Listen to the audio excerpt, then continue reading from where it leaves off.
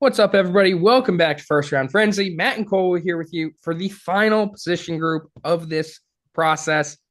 Usually the best, maybe not this year. We got the quarterbacks, and we are torturing ourselves by going through the top 10 at the position. So it'll be interesting. I think, despite it not being a great class, I think there's a lot of um, discourse over, 4 to however many quarterbacks are in this class can go in pretty much any order for some people. So it'll be interesting to see how we differentiate in this list in that way.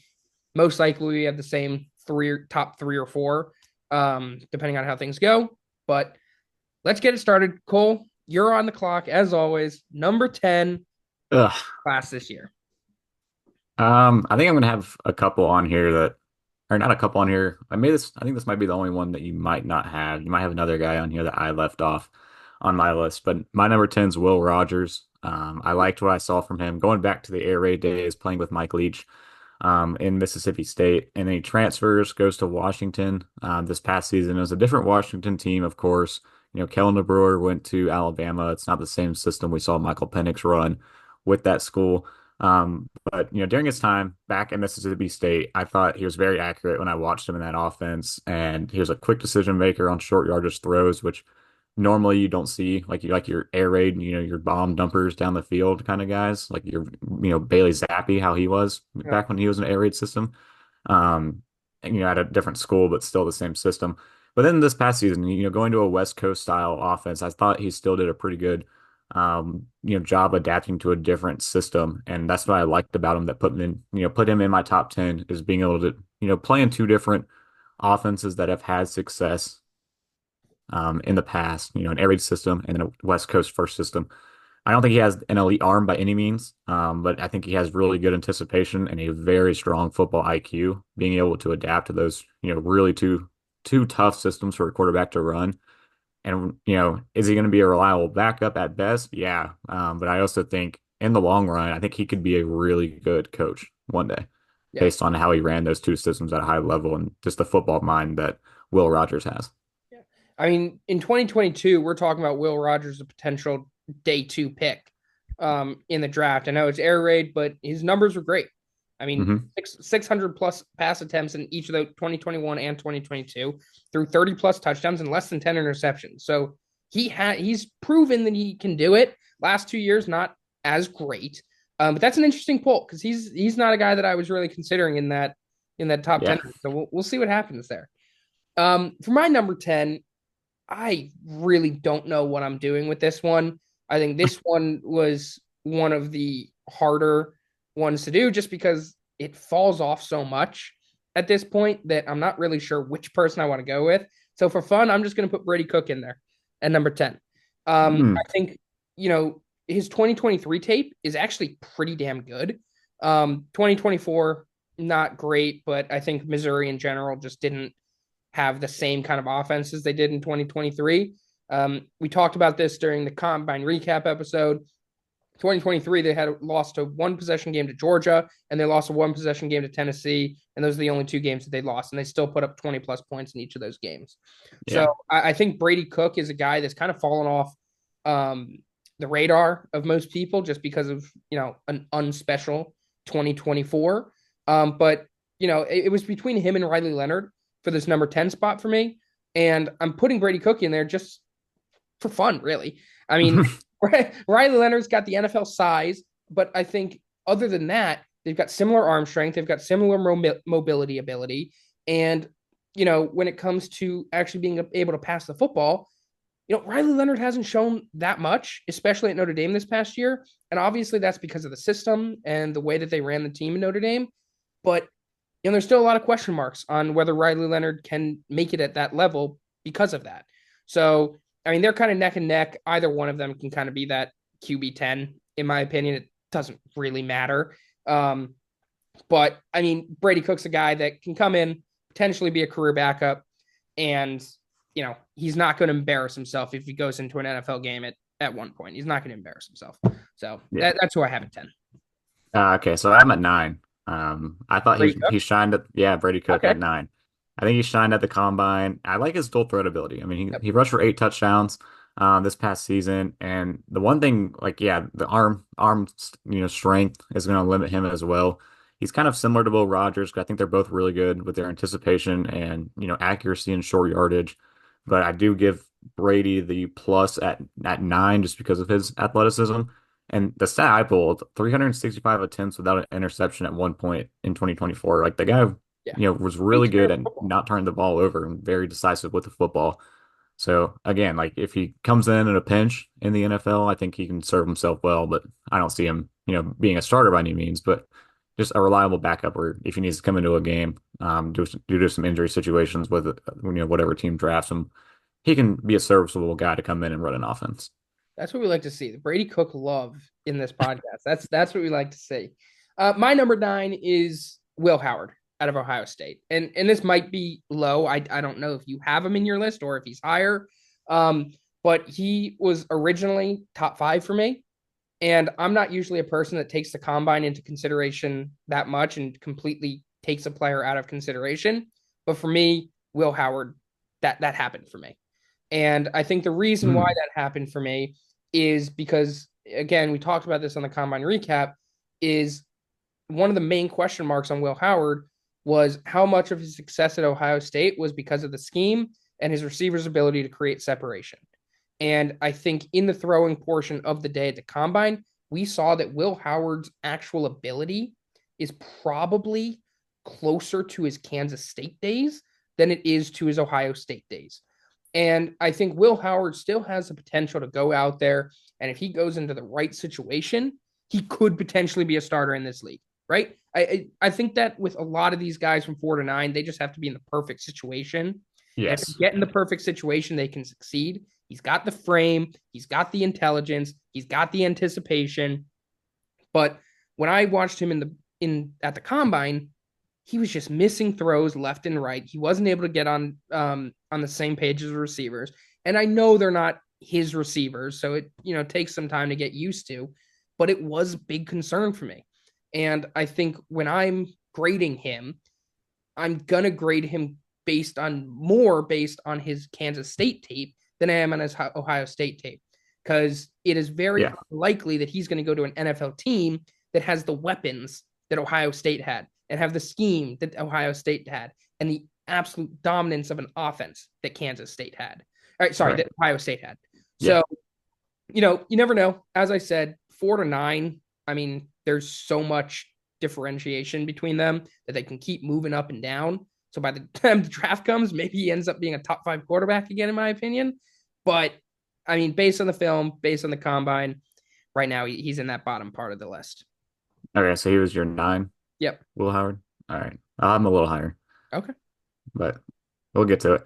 All right. My 8, I have Tyler Shuck. I Mm. think he's got the great size. I don't know if you had him on your top 10 or not, No, but he he is. was. He's in Oh, there. he is a little higher. Higher. Yep. Okay. Yeah, he's making some noise, as of late. We talked about it going into the combine that people were excited to see how he could do. I thought, he looked pretty good at the combine, answered some more of those questions, but I mean, the ideal size measuring ends, the 6'5", 225 is perfect for Yep. a quarterback. What's not perfect is the fact the guy is 26 years old or about to be 26 years old and has a lengthy injury history. I mean, the guy backed up Justin Herbert for crying out loud at Georgia or at Oregon. That's not a good. And we're like what on this already on the second contract with Herbert, so like what 4 or 5 years already with Herbert in the NFL, and this guy's just now coming out. We were talking Um, about Bo Nix being old last year. yeah, yeah, and he shined in a pro style PA heavy system though at Louisville this past season. The guy transferred around everywhere throughout his college career, but I think he really found his mark in his last year, made a statement that last year at Louisville. He was able to drive the ball to all three levels, some good athleticism, moving around the pocket, as a mobile pocket passer. He worked within that system really well. I could see the potential. I mean, rhythm, timing system, allowing some PA shots down the field. It's just all those like the question marks. Like the 26 years old, he's old as a prospect. He's got the injury concerns. He bounced around all over the place. I don't know who's going to take a shot on a guy like this, but he's for the situation he's been put in throughout his college career, he's making the most of it and still getting some buzz going into April's draft. Yeah, no question. And I've got him a little bit higher, so I'll talk about him a little bit. But I think this postseason section has skyrocketed him up most Yeah. people. board. So it'll be interesting to see where he goes. Now, my number 8 is a guy that, I mean, I know we both have a lot of questions on. I might have him a lot lower than you may have him. We'll see.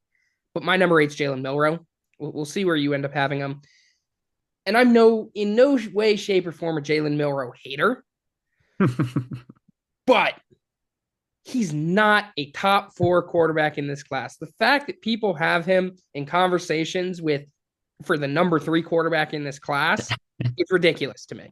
I'm sorry. I like when I look at him, elite athlete with elite arm talent, right? He's got the tools to succeed, but he's not succeeding. He can't throw the football for the life of him. And I don't care what people say, his combine was not good. He did not throw well at the combine.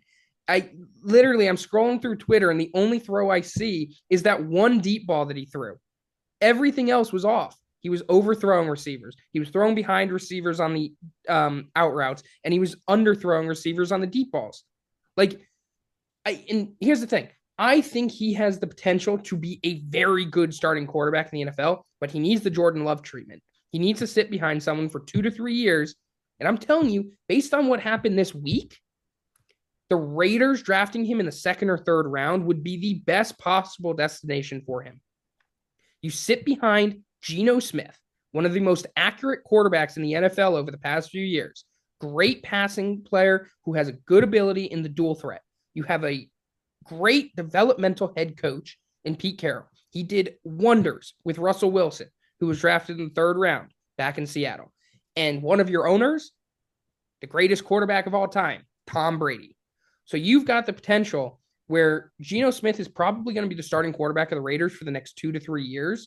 You bring Jalen Milroe in there. You sit behind Geno Smith for the next 2 to 3 years. You learn from him. You develop under Pete Carroll and Tom Brady and whoever else they bring in to help the development of quarterbacks. And he can be a very, very, very good quarterback in this league. But right now, just based on the skill level and his ability to throw the football, he is not worth better than a 3rd round pick, in my opinion. So that's why I have him at 8. I think he's got the potential, but it's just not there. Yeah, as much hate as I've given Jalen Milroe throughout the time we've been doing this, leading up into this process, I do have him a little higher. I'm coming around to it. I'm coming around to him. Yeah, I like him, and I think he can be good. He just doesn't have it yet. And when you need 3 years to develop at the NFL level, I just cannot have you higher. That is all. That's fair. I think he could potentially be the best quarterback in this entire class if everything goes right for him, right? I don't he's got the best arm talent in this entire class. I don't think that's even a stretch, but he just hasn't been able to use it. Yeah. So my number 7 is Quinn Ewers. Matt, you have spent a lot of time. Okay, same. You've spent a lot of time watching a lot of Quinn Ewers football. Yeah. I mean, this guy was, once was Mr. Golden Arm. Yep. And for a reason. Like his arm was one of the best in college football, even with all the guys we've seen coming out of the draft the last couple of years since he's been at Texas. But God, he had one of the most disappointing 2024 seasons of any quarterback this year. I mean, literally lost himself millions of dollars. We were once talking about this guy as being a 1st round pick, and now you have no idea where he's going to slot into. And, he may have been able to transfer potentially and, try to salvage what was left of his career, and, try to give it one more year. I don't know what his eligibility was, or if he would have even been able to do that. I think he would have been able to. Yeah. He would have been able. Yeah, I know there was talk that he could have transferred. He decided to go in the draft. I thought he should have, transferred and pull the Georgia guy. I thought he was going to go back to Ohio State or go to Oregon. Yeah, that's what I thought. But still, he was a little inconsistent in the short yardage, which kind of was throughout his whole career was kind of that way, but it was more glaring. And he had, the injuries that definitely played a part in the regression this past season. So teams hopefully can look past that and look back to his prior years as more of a, linear development of what his career should have turned into without the injuries. But I think, if the team can bring in Quinn Ewers and highlight that deep ball in his game, it's one of the best deep balls that was in college football. Mm-hmm. And his deep ball is very good and minimizes the decision making in short yardage. And the team that comes to mind when you talk about those two things is the New Orleans Saints. The future is uncertain with Derek Carr. Yes, they just drafted Spencer Rattler, but that offense, prioritizing the deep shots to their wide receivers, Rashid Shaheed when they brought in MVS too. seeing, Spencer Rattler try to hit those, the bombs when he came in, Derek Carr hitting the bombs early in the season, that system would fit perfectly with Quinn Ewers. Minimize the mistakes and the short yardage issues he had, and just let the guy go out and just throw bombs all game. Seeing him in the Saints, just giving him a shot there as a backup and letting him compete throughout the offseason, maybe give him some opportunities throughout the season to see what you have at the future of that position, I think would be a good fit for him. But we'll see, with the Kellen Moore system coming in, if they change anything in New Orleans, it's not exactly the same that we saw with Clint Kubiak this past season. But we'll see. I mean, Clint Kubiak is in Seattle now, I think. Yep. And they're looking for a quarterback. So maybe even bring him in there. In Seattle and see what happens. But either way, just a system like that where he can just let it rip and throw shots down the field is the best case scenario for Quinn Ewers' pro style offense. That's very interesting, actually. I actually had I'm glad that you brought up like an actual situation they could go in because I actually have a situation that I think he'd be very good in as well. But Quinn Ewers, you pretty much hit the nail on the head. Mr. Golden Arm, when we watched the combine, he was probably the best quarterback in the short and Yeah. intermediate levels. I mean, he was hitting every throw, anticipation, ball placement was all perfect. Yeah, and Um, I love that he was cleaning that up because like I said, yeah. that was some of the concerns I had watching the tape of him, and those were like his best throws were like Yep. those short ones during the And combine. and I think one thing that you brought up is his deep ball. And I think that's the one thing that was lacking during the combine. I mean, every single Yeah, throw it's like except complete one of opposite. them was show. It was short. So it's interesting to see when I watch the tape. I see a guy that I still see the flashes of a guy that can be a first round grade kind of player, right? Hmm. Like he's got the talent, he's got the anticipation, he's got the football IQ. Injuries are an issue, and and then obviously the inconsistency in terms of the deep ball and short throws. I think on tape the deep balls looked good, which is why I'm not as concerned.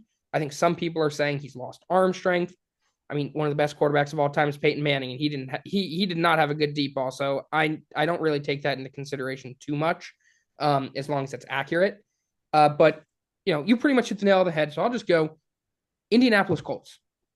I think would be a very interesting landing spot for him Yeah, yeah, because I think when you go in there, you've got a great running back in Jonathan Taylor.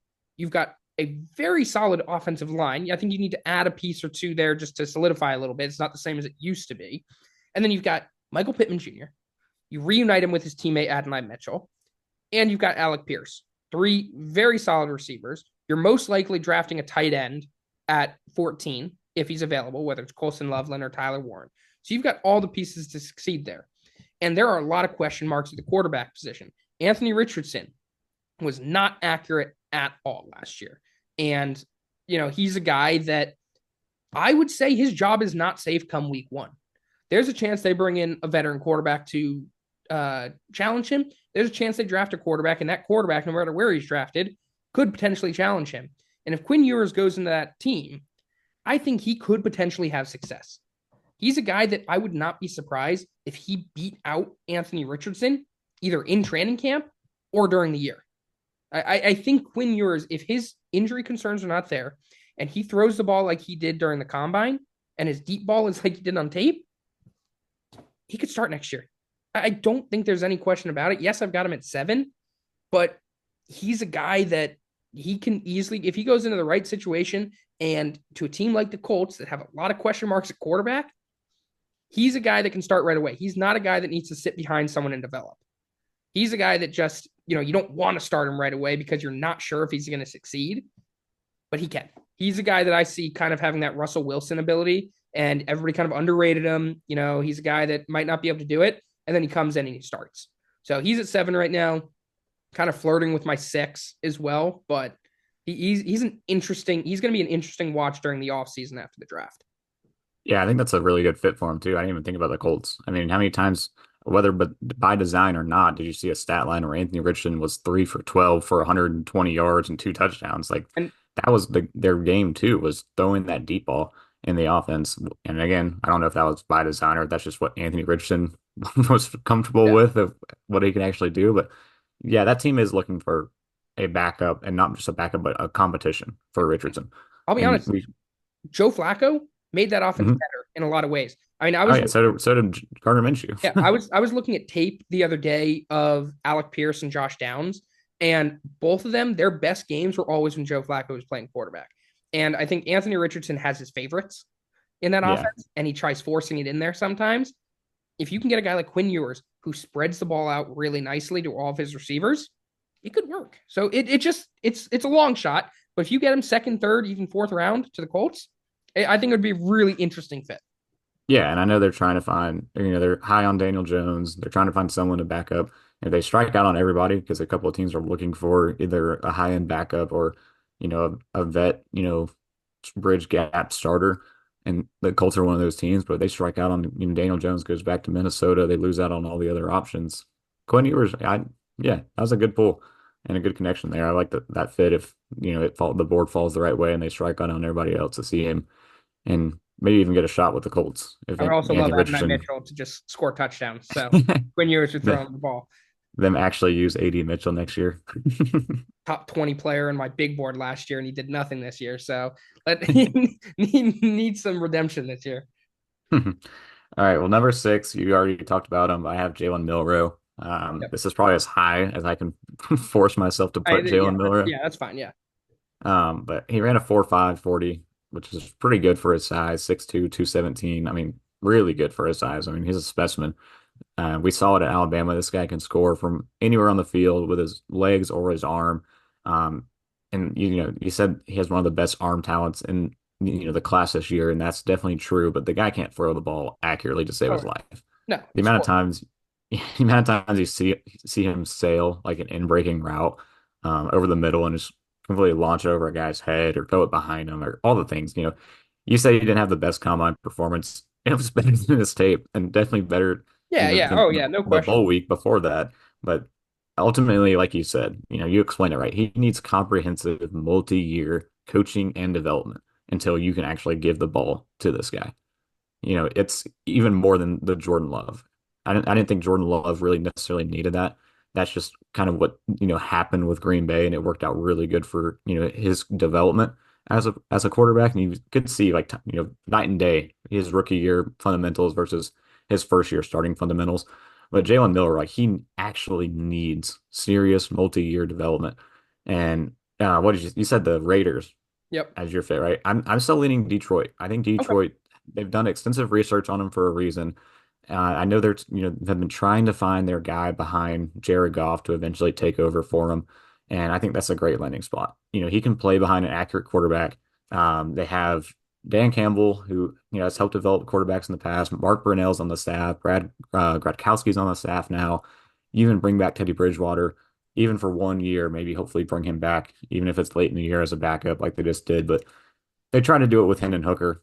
It's not going to work. The guy's already like approaching 30 years old and hasn't gotten on the field yet. They just need to move on from Hendon Hooker. And Milrow, it's a good spot for him. I think he lands in that right spot and they take their time developing him. He can alter that franchise in Oh, yeah. Detroit and keep them on that trajectory that they're on right now as a franchise. Once it's time for to move on from Jared Goff and he starts seeing decline in his game. Yeah. I mean, Jalen Miller just needs to go to the right spot. If he can go to a team that knows how to develop quarterbacks and has a starting quarterback in place for multiple years, he'll be able to succeed down the line. We'll see if it actually happens because he didn't improve at Alabama. He actually got worse at Alabama, in my opinion, in the passing game over the years. So that's not usually a good sign. But we'll see. All right, my number six. You already mentioned him, Tyler Shuck out of Louisville, and I was flirting with putting him at 5 as well. He's 5'6" in my opinion.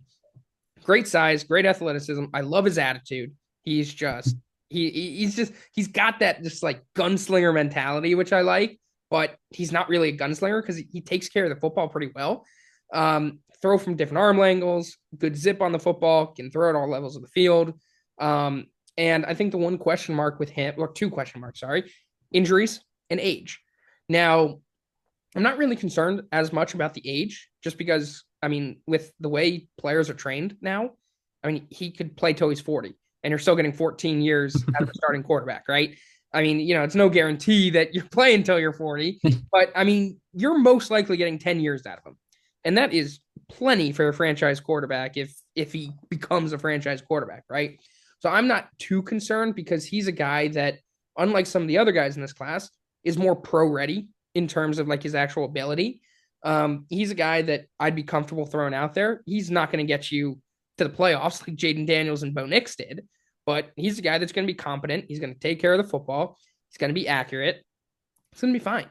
But I can't put him any higher just because of the injuries. And I mean, even this last year at Louisville wasn't that great, right? I mean, he like in terms of production, he didn't do too much.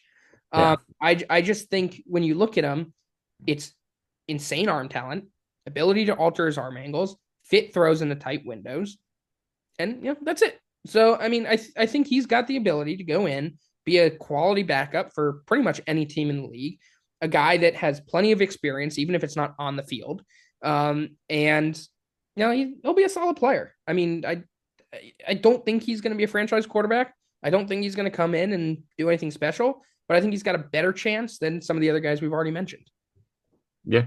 I mean, it's easy to see why, he's starting to get the buzz that he is going into this process and throughout the entire process. And we'll see if that, buzz keeps going and pushes him up. And, you know, the team has to take a flyer on a guy like Tyler Shuck for sure. I think Um, it'll be interesting yeah. to see. I think Quinn Ewers and Tyler Shuck are two of the more interesting ones. They're very similar and like they've shown the ability to play really solid football, but injuries are a big question mark. Yeah. I think one of the two can make the jump. We'll see. Maybe both. You never know. But those are two interesting ones to watch in the mid rounds. Yeah. All right. So now we're getting in. Top five. Uh, was it five? How many did I Yeah. do? One, two, three, four, five, six, seven, eight, nine. Oh, I only did nine. Cool. All right. I Who's thought your 10? Who's your 10? Put someone I in. thought Riley Leonard in my 10. Just for the sake of it, just couldn't have him on my All right. list, and I know you talked about him as well, so So he was that right there. means who'd you just talk about? Milrose or fifth then? Miller is five. Yeah, he is Okay, top so five. I'll talk about my fifth then, and we'll go into the top. Okay. My five is Curtis Rourke out of Indiana, and I think Mhm. that's I don't you definitely don't have him on your list, I'm assuming. No. And he's a guy that I really like the tape out of Indiana. I mean, first of all, great size as an NFL quarterback, 6'4", 220 something, I believe. Big arm, fit throws in the tight windows. He looks like a pro quarterback. And when you watch the tape, you go in there, especially this past year at Indiana, he looked really, really good. Zip, throws with anticipation, can throw a good deep ball, can hit the throws on the sideline, and he's got tons of experience. He played 4 years at Miami, Ohio. At Ohio University, Yeah. University of Ohio. So he's a guy that has plenty of experience as a starting quarterback. He comes in, brings Indiana to the playoffs in his first season as their starting quarterback in the Big Ten. Yeah, yes, I know they had a weak schedule compared to some of the other teams. Still, the Big Ten, which is known for defense. Defense is everything in the Big Ten. He put up big numbers. He fit throws into tight windows. He's a guy that I think is a real outlier here and a guy that can just potentially probably sit originally, but he's a guy that can come in and be a starting quarterback, in my opinion. I think he's a guy that no one's talking about that can come in and surprise people. Most likely, based on the hype he's getting, probably going to be day 3. But I could see if a team likes him, drafting him on day 2, kind of stealing him there. But really like what I saw out of Curtis Rourke. So if you haven't watched this film, watch it because I think he's got the potential to be very good. Yeah, I watched a little bit of the Indiana during their run just because of Kurt Signetti, you Yep. know, former Elon coach. Woo. We gotta support Phoenix. our old Phoenixes. But yeah, I mean he was the leader of the Fighting Signettis over there and did a lot of really good with again a lacking schedule, but still put the wins on paper that got them into the playoffs like you were talking about. So I didn't have him on mine. He looks to me like just a stereotypical like he's your college quarterback, and I And don't that's know how definitely much possible. he'll That is transfer. definitely Yeah, possible. Like, do not get me wrong. I might be way too high on him, but this quarterback class is really bad. lacking. So when I saw the size and I saw the ability, he's up there. By draft time, very possible that Shuck and Ewers both jump him. Definitely still in my top 10 and probably still above Milrow. But Shuck and Ewers are two people that could end up jumping him at some point. Okay, so now to my four. Yep. So I messed up my order. I knew it'd be a challenge even watching 10. Turns out I only got to 9. So Will Howard's my four, and you had him really low. I have him at four just because I watched a lot of him at K-State, So you don't and have one of my guys from the top four, and I think I know who it is, and I'm sad. yep, So yep. I knew that. Like when I was looking at my list, I knew you would have Riley Leonard on there, and then another guy that I'm sure you're about to mention in a minute. And yeah, I was yeah, like, go, I'm not gonna have him. I'm not gonna do it. yeah, go. But with Will Howard, what impressed me was seeing his rhythm and throwing in rhythm. I thought that popped off the screen with Ohio State, and then also the accuracy, how much that improved from his K-State days at Ohio State. And he had some id factor moments. I mean, he led this team to the national championship win, and in those big games, he had a couple big plays. He had some plays that, almost cost the team get some chances there at times, but still made some plays when it mattered. They got him the win. And yes, the talent was incredible around him to get there, and the system and the coaching and everything there to help, push that national championship run.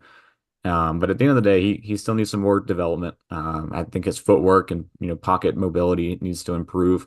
But with Will Howard, I think yeah, the combine wasn't good. And yes, you brought up the legitimate questions of is he the K-State Will Howard or is he the Ohio State Will Howard? And I think the solution to that is the Raiders should draft him. I mean, Mm. Chip Kelly going to the Raiders, why not have him sit behind Geno Smith and stay in that same offense? You don't have to worry about the question, is he the K-State or the Ohio State? Just keep him in that Ohio State system. And I think the Raiders are going to consider him potentially to back up Geno Smith and see if he can continue developing and be that kind of player we saw in 2024 with that same offense in place. Yeah, I mean that's not a bad thought at all. And I think the reason, again, as I said, he was my number five, number four quarterback, really up until the combine. Um, Yeah. I think if he goes into the Raiders and under the same offense, he can have success. But I think that's the only place that he has a good chance Yeah. of having success, which is why he's low on my list. I think if there were multiple teams that like he'd be comfortable in, I think he'd still be in that top five. But based on the fact that there's one, I just couldn't put him any higher. So we'll see. We'll see Yeah. how the pro day goes. We'll see how some other things go. Right now I just couldn't put him any higher. That's what's funny about my list. I have like two players that are very one location specific. Yeah. Jalen Miller to Detroit, Will Howard to the Raiders. If those work, and that's the relationship that ends up lining up there, I think they both can be pretty good quarterbacks. But again, a lot has to go right in that one system for those two quarterbacks, and that's just kind of a lot of the quarterbacks in this class just need that right situation to be successful. And one guy that I don't think it matters what system he goes into because I think he can have success, and that's my guy, Kyle McCord out of Syracuse. I do not care where he goes, he can have success. All right. He's my number four quarterback. He's one of my favorite quarterbacks that I watched on film. And, I just love what I saw out of his tape at Syracuse. And I think personally, Ohio State still would have won the national championship with Kyle McCord at quarterback. And I think they might have been better this past season if they had Kyle McCord at quarterback. I love what he can do. He's got maybe the most beautiful deep ball in this entire class. I think when you watch it on film, it looks amazing. He's got great anticipation. He's got the best ball placement in this class. I don't think that's even a question. And I love what he can do with the football in terms of controlling it, right? He loves his back shoulder throw. He throws that like 10 times a game and it's perfect. And the thing that I like about him is when I'm watching him play and I'm watching the tape, it's the pro level throws that he makes, right? He goes through his reads, goes one, two, three, quickly through it, finds the guy that he wants to throw to, makes the throw, whether it's a tight window or not, and he makes the play, drives the team down the field. Now, does this mean this guy's going to be a starting quarterback in the NFL? No, right? He does not mean he's going to be a starting quarterback. We don't know if any of these guys are going to be a starting quarterback in the NFL in 5 years, right? I think it's Cam Ward, Jackson Dart, maybe Shador Sanders. Those guys, and there's still question marks on those three of being long-term starters. But Kyle McCord's a guy that I think 32 out of 32 NFL teams can draft, and he will be a franchise backup quarterback no matter what. He will be able to run your system. Okay, maybe not 32 out of 32. Ravens and Eagles are very different style offenses with the quarterbacks that they run, but I think the other 30 teams can put him in there And if a quarterback gets hurt or something happens with the starter, you put him in, he will have some sort of success. So take that with what you may. But I think when it comes to it, there are not most of these quarterbacks in this class need to go into the right situation. I think he's a guy that can go into pretty much any situation here and not embarrass himself, right? And he's got the potential to be a high level starter, in my opinion. If he goes into the system, he probably sits for a year, develops a little bit behind maybe an older quarterback. Say Aaron Rodgers goes to the Giants and the Giants don't draft a quarterback round one. Could be an interesting backup in the later rounds for the Giants. I would hate for that to happen as a Jets fan, but Rodgers and McCord. Oh my god. But I think McCord has a chance to be very successful in the National Football League. I might be alone in that theory, but I've been right on quarterbacks in the past. Purdy was my quarterback too in that class behind Matt Corral. That was bad, but I was right about him. I hope I'm right about McCord. Yeah, I mean, that's definitely a good pitch that will convince some GM somewhere who's to take a shot on him. Yeah, You're not gonna all the GMs listening. Yeah, you're but I mean, you have definitely been right on the quarterbacks in the past, like you talked about with Brock Purdy. You know, you were in on him quicker than anyone I've have talked to, or going back to that year, you were always on him from the beginning. So maybe McCord is your 2025 Brock Purdy. We'll see. no, But going into the top three, it seems like we have the same three guys, potentially same three orders. We'll see. But in my opinion, it's very clear what the order is of this top three. And I have Jackson Dart as my three. Sounds like you have it too. yeah, So yeah, we'll yeah. see. We'll talk about it. Yeah, Go. we'll talk about it. I love the release on Jackson Dart. Such a quick release on this guy. He can layer the throw anywhere on the football field. And I can see why you would have him at two over, I imagine, Shedeur Sanders, who Yep. I imagine is your number three. But I mean, he can extend plays, demoralizing defenses. You've always loved him at Ole Miss. So Yep. I Back to his not really a USC surprise. days. Watch his Not really first a game. surprise. It's gonna keep going. All right. Yeah, I think he struggled though against some top programs that he faced. That was kind of like his worst games were against the best teams, which should be expected, especially at the style or the team he was playing with wasn't really the best, and he didn't have the best talent around him to compete with some of those big dogs in the SEC. But even that, like the system, I think at Ole Miss was a very one read system, and I don't know how well it's going to translate to the next level. So that's a little bit of concern to me, just because we haven't seen him in a while play in a pro style offense, and getting him back into that mindset. And if he gets picked into a pro style offense, it's hard to protect him well of how he's going to perform. But his ball placement, his mobility, all of those intangibles, in his style and in his game, makes him a good fit for a lot of teams. If they can just teach him the offense and see what he can do with it. That's why I love him. I drafted him in our last mock draft to the Rams, and I would love that as a fit for him. Sit a year behind Matthew Stafford and just be a sponge to Stafford and a sponge to everything Sean McVay teaches you about that offense, because that's a really complex offense. But if you can run it and you have the timing, you have the ball placement, and then you add in that mobility, he can take that Sean McVay offense to an entire new level that no quarterback has ever been able to take it to before. So I would love that to see, the Rams take a shot on him in the first round, and we'll see if they are the team that does so, or if a team even does so to begin with, take a shot at him in the first round, and we'll just see what happens.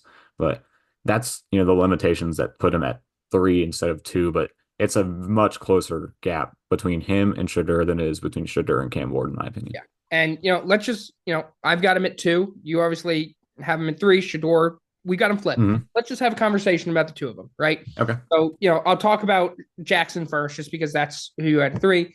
And the reason why I like Jackson Dart so much is I think he has more to his game than Shedeur Sanders does. I Yeah. think one of the big question marks for me from teams that I've been hearing in the film that I watch is his processing ability, right? When I watched the film, I think he got off his reads too quick, Jackson.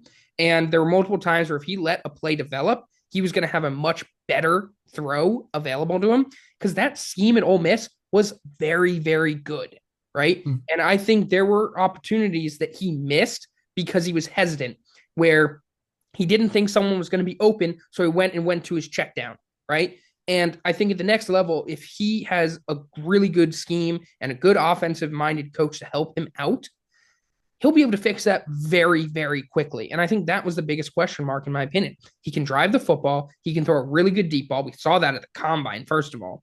Great arc on his throw, hit those deep balls very nicely. And we saw it in tape as well. The reason why I have Shador below him at 3 is because I think Shador has a lot more limitations. I think Shador, as much as people talk about his accuracy, I think he was saved by his receivers a lot, especially in the intermediate and deep levels of the field. We know he doesn't have the arm strength of other prospects, right? We know that he doesn't have the athleticism of other prospects. But when I'm watching the tape, I'm seeing a lot of underthrown balls. I'm seeing a lot of balls thrown behind receivers when they're going across the middle of the field. And that's something that I think is going to be a very big problem in the National Football League, right? If you can't hit your throws in the intermediate level of the field in the middle, you're going to throw interceptions, right? Yeah. That is what's going to happen. And I think for Shador to be successful, he needs to go to the right place. I think although he's got more talent than some of the other guys lower down in this draft, he has the exact same problem and limitations, is that he needs to go into a system that is going to help him. He's not going to be a guy that comes in and elevates a team, in my opinion. He needs an offensive line and he needs some weapons already there to succeed. And I think with Jackson Dart, I think he has a better ability to extend plays. I think he's got a better ability to throw off platform. And I think he's got a better ability outside of the pocket in general. I mean, we've seen him, we don't want to talk about throws and stuff like this because, Zach Wilson obviously made that throw in the pro day that got him drafted number 2 overall. You don't talk about that. But I mean, just look at the bowl game against Duke when he rolled out to his left and made the off-platform throw 50 yards downfield into his receiver's hands in perfect stride on the sideline. Like, he's throwing off of his back foot, going to his left, jumping in the air, throwing it side, like 50 yards down the field. Yeah. Got all the arm talent in the world. He can throw outside of the pocket. Whereas Shador, although he can be good, he needs help. I don't think Jackson Dart can get into a good system with a good offensive coach and the processing ability improves and he gets better at that. He's going to be better than Shador. I think Shador has a higher chance of being a bust than Jackson Dart does. Yeah. Jackson Dart's definitely a lot safer, but I'm still stuck in this mindset. And, I've had it for a while now, and a couple of quarterbacks lately have been proving me wrong of it. But I just, it was always hard for me to imagine a quarterback who excelled in a one read offense excelling outside of a one read offense because you Yeah, get no, so I get that. stuck in just staring down your one read and focusing on, okay, my job is one, and then maybe get to 2 and 3. But then, that's what you talked about, the issues you saw from Jackson Dart is when that one wasn't there. He got frustrated, he hesitated, all those things. And it's seeing that on tape, it concerns me because Yep. it's hard to see a player mentally get out of that and, try to improve in his new scheme that isn't, hell bent on finding your one read and getting the ball to him. And I think Cliff Kingsbury, as good as he is at designing offenses, he was the one that, made me hate one read quarterbacks because that's how it was with Kyler Murray his rookie year when he Yeah. had Cliff Kingsbury. He was so good. And Jaden Daniels last year, they're so good finding their one read. But what do they do when that one read's not there? And how do they adapt and, recover from that and transcend beyond that once they get a new coordinator and a new offense that comes into it? So when you have a guy and an offensive coordinator that can teach that really well, it works very, very well. And Jackson Dart's not going to go to Washington. They already got their guy in Jaden Daniels. So it's for I me, already know I he's going need to the Jets at 7. All right. We don't need to talk about it. I don't care. It's fine. It's going to happen. It's inevitable. But yeah, I need Jackson Dart to prove he can be more than that one read guy. And we'll talk about this a little bit after we talk about Cam in a second. But I think next year's quarterback class is going to be a big factor in where Shador and Jackson go. I think obviously we're hearing that Shador's probably going to go top 2 no matter what. Because apparently the Browns have him as their QB1. Could be a lot of smoke. You never know this time of year. But obviously we've seen some mock drafts where Shador Sanders has dropped to the late 20s. Right. So we'll see what happens. We'll talk about next year's quarterback class just for a few minutes after we talk about Cam, just how that could impact this year's class. Um, but I just based on film that I've watched so far on some of those guys, I have a few that are above Jackson and Shador already, right? Yeah. So like if we were grading them this year. So let's talk about Cam Ward. We'll talk about that in a minute. Cam Ward easily our number one QB in this class. I think he's a guy that he's got everything. He's thrived in three different offenses, which is exactly what you want to see at the NFL. He's got plenty of experience. He's broken touchdown records at college football. He's got great arm talent, great ability. What do you see out of him? And do you have any question marks about him? Or is he solidified QB1 and can be a franchise guy? Yeah, I think he has the body of work that shows he can be a franchise guy. I mean, you talk about the comeback drives, you talk about the big game moments, the clutch plays, the multiple school records, all those things you don't see in Shadur Sanders. And those three things that's what makes it not even close in my opinion. I think it's hysterical that people are going to consider taking Shadur, number one potentially if the Titans or It's Shador and Giants have that Jackson, number one and then there's pick. Like Cam. It's yeah, like it's Cam's not close. miles away better than him. And I really love the improvement he's shown since, his FCS days going into the FBS, the arm strength, the anticipation, the mobility, all those things. He's a proven playmaker. Yep. Time and time again, he's proven he can make a play. And he has the off-platform throws. It fits what you want in a modern quarterback to be able to do that when a play breaks down, move out of the pocket, make a throw on the run, all those things. The only thing I think that he needs to work on, and this is just very nitpicky, is like rotations and identifying like disguised safety looks that they're gonna show him at the NFL. He didn't really get a lot of those opportunities to face that. He will at the next level, especially with a rookie. They're gonna try to frustrate a rookie with opposing defenses, and how he handles that is going to be key in his rookie year. And if he can do it very well, then okay, that box is checked, and he can be a franchise guy. Yeah, no question about it. I think when I watch Cam Ward's tape, I see a guy that extends plays extremely well, make all platform throws, throw it to all three levels of the field, and he can drive the football really well. I think when it comes to question marks, there's two in my opinion. One is although he can drive the football, he does tend to float the ball in the middle of the field, right? And it works in the college level. The NFL, it's not.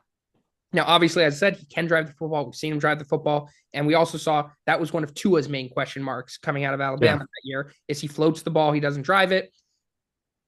Tua's not the quarterback we all thought he was going to be, but he did learn how to drive the football. He can drive the football, and he's been fine with it. He obviously still has some issues with it and floats the ball a little bit sometimes. But again, I don't think that's an issue for Cam Ward because I think he can drive the football. Now, the biggest issue for me with Cam, and again, not a deal breaker, is poise is great, but too much poise is not good. And we see so many times where, he just kind of sits back in the pocket, all casual, and just does a little flick throw, right? yeah, There are multiple times where I've seen him where he just stands in the pocket, flat footed or off his back foot, and he tries to just do all arm, and the ball ends up short or behind his receiver, and it ends up getting picked off, deflected, whatever. That is an issue to me.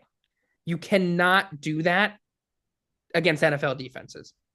And I think, he gets all this praise for being extremely poised in the pocket when sometimes he needs to be criticized for that because it will hurt him at the next level for being hmm too comfortable. You can't be too, you always have to be alert and ready to go because pass rushers are going to get after you a lot faster at the NFL level than they are at the college level.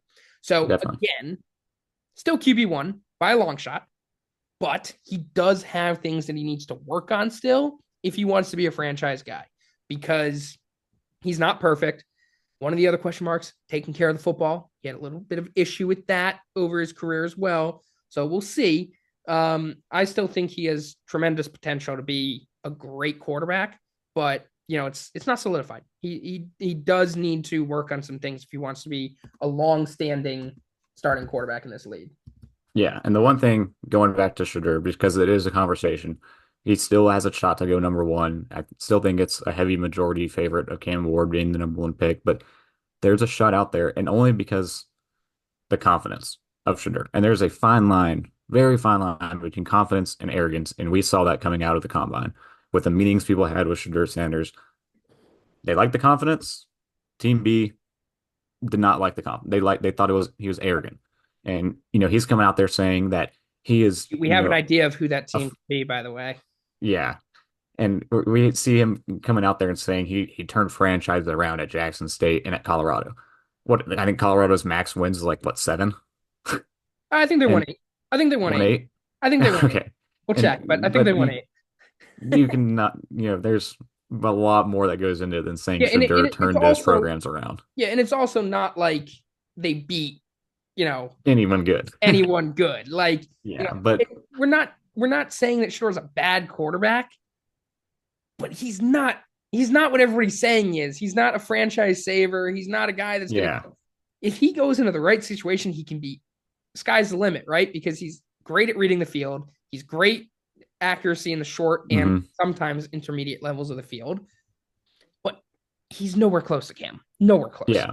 But like with the confidence, like the teams like the Browns, the teams like the Giants, when you have been bad for this long, you eat that confidence up. And that's why we're seeing, the Browns might have him as QB1 on the board because of the same way with Baker in Cleveland. Yeah. Some teams saw Baker's confidence as arrogance, but teams like the Browns ate it up as confidence that they could, what he was saying about turning that team around and turning Need their that in franchise Cleveland. around for the first time. They loved it because they thought it could actually happen. And it probably should have happened with Baker. And maybe the Browns realize that and go into that same trap again and go with the guy like Shadur, or the Giants trade up to 1 and get Shadur over Cam Ward because they believe in what he's saying, that he can turn that team around. And we'll just see because there's a fine line between is he being arrogant or is he being confident and means what he says. And Well, that's what you got to figure out with these top 30 visits coming up. I'll tell you, he's got a much better chance of being successful in Cleveland than he does in New York. Because New Oh, York, yeah. he They will one, eat him he is going to alive in that kill him. media. Second, the offensive line is going to kill him. Whereas in Cleveland, they have a decent offensive line. They Yeah, have good defense, decent good weapons, weapons. and they've got a great defense because obviously Myles Garrett is coming back now.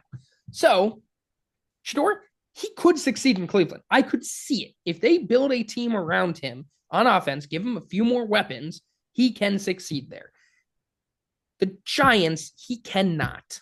I firmly believe he will not succeed with the New York Giants. We'll see. But anyway, we're talking about this. Shador Sanders, if we had more quarterbacks in this class, he might be a second round pick. Yes. I don't know if this is just me, but I'm looking at this class. First of all, Cade Klubnik for me, before he dropped out, he was a top 3 quarterback in this class for me.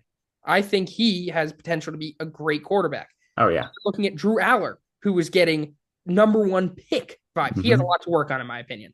But, it was smart I of him. like Terrell a lot. I really like I Drew was Aller. very disappointed he Yep. decided to go another year. And then we're looking at a lot of quarterbacks who are draft eligible who could come out. Arch Manning, Nico Iamaleava, Lenora Sellers, Garrett Nussmeyer. If he has a good year, he can be really, really solid. Sam Levitt.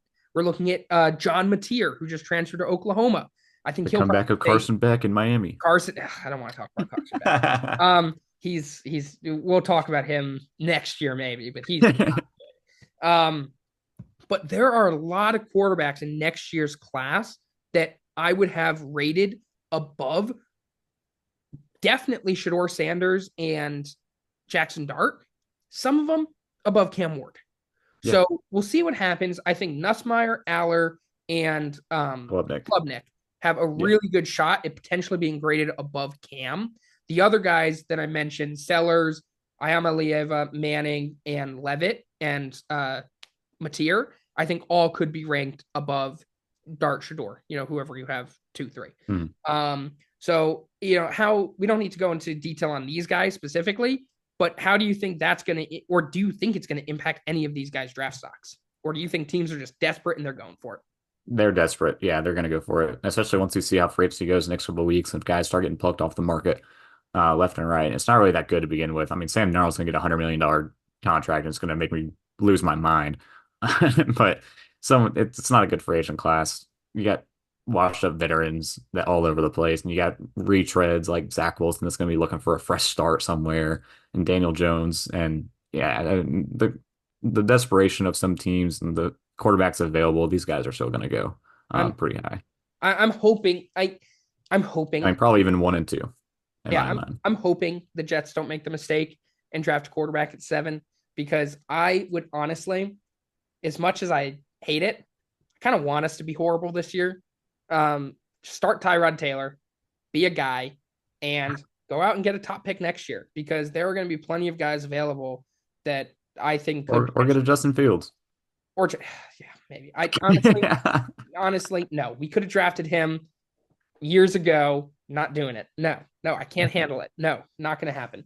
Um, but next year's class, I'm actually a lot more excited about than this year. I think I was Agreed. I was I was so hoping that Drew Aller and Cade Klubnik would come out this year, even Garrett Nussmeier, because I like all three of them a lot. But I'll tell you, the scouting process next year is going to be so much fun because watching those A guys lot on better than film this. is going to be so much more fun than watching the film on the guys that we watched this year. Um, but there is some upside. We talked about some guys even on the lower end of this top 10 that could potentially make their way into a starting role if they're in the right situation. So although this class isn't the best and it's not even close to the best, there are still a solid amount of guys that if everything goes right, they can be quality players. So we'll Yeah, see what happens. But, we're done with the position groups now. Next week, we've got our big boards. I believe how we're going to do it is we'll do one of our big boards on Monday and one of our big boards on Thursday. And we'll just kind of have a little conversation. We'll go, 50 to 41, talk about some of the guys, et cetera, et cetera, et cetera. And we'll go sure. that way, just so it's not confusing. But then after that, we get into the divisions. We'll go maybe through some team mock drafts, 7-round mock drafts, see what we're thinking, free agent signings, stuff like that, and maybe some predictions going into the next year. So Nice. for that. Anyway, that's it from us here. Hope you enjoyed the position groups and look forward to the big boards next week. Sounds good. See you later.